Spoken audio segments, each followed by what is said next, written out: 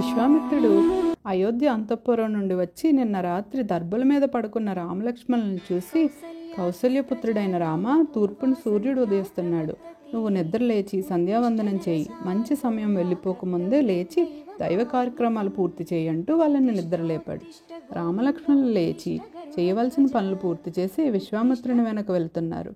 వారు గంగానదిని దాటి ఒక అడవిలోకి ప్రవేశించారు. ఆ అడవి అంతా చూడడానికి చాలా భయంకరంగా ఉంది. వింత వింత శబ్దాలు వస్తున్నాయి. రాముడు విశ్వామిత్రుని, ఈ అడవి ఎందుకు ఇలా ఉంది అని అడిగారు. అప్పుడు మహర్షి, పూర్వం ఇక్కడ మలదము, కారుషము అని 2 ఊర్లు ఉండేవి. తాటక అనే ఒక రాక్షసి మనుషులను తింటూ వారిని చాలా బాధ పెడుతూ ఉండేది. ఆమెకు భయపడి ఇక్కడ వాళ్ళందరూ దూరంగా వెళ్ళిపోయారు అన్నారు.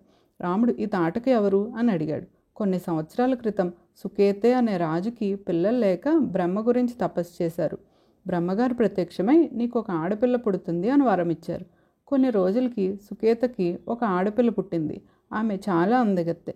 1000 ఏనుగుల బలంతో ఏ రూపం కావాలన్నా మార్చుకునే శక్తితో పుట్టింది. ఆమెకి తాటకి అని పేరు పెట్టారు. ఆమె పెరిగి పెద్దయ్యాక సుందుడిని పెళ్లి చేసుకుంది. వారికి మారీచుడు అనే పిల్లవాడు పుట్టాడు. వీరు 1000 ఏనుగుల బలం ఉండడంతో అందరినీ భయపెడుతూ ఇష్టం వచ్చినట్లు తిరిగి అందరినీ బాధ పెట్టేవారు. ఒకరోజు సుందుడు అగస్త్య మహర్షిని ఇబ్బంది పెట్టాడు. ఆయన ఈ సుందుడిని చంపేశారు.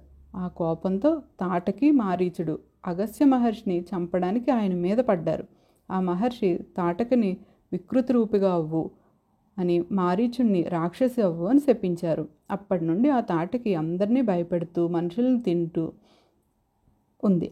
అందుకే ఈ ఊరు వాళ్ళు ఇక్కడి నుండి వెళ్ళిపోయారు అని విశ్వామిత్ర మహర్షి తాటకి గురించి చెప్పారు.